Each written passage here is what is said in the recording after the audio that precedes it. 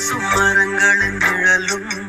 உன்னை கேட்கும் எப்படி சொல்வேன் உதிர்ந்து போன மலரின் மௌனமா தூது பேசும் கொலுசின் மொழியை அறைகள் கேட்கும் எப்படி சொல்வேன் உடைந்து போன வளையில் பேசுமா உள்ளங்கையில் வெப்பம் சேர்க்கும்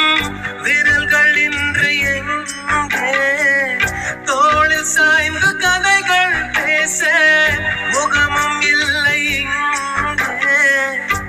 முதல் கனவு முடிந்திடும் முன்னமே தூக்கம் கலைந்ததே நினைத்து பார்த்தேன் நெருங்கி விலகி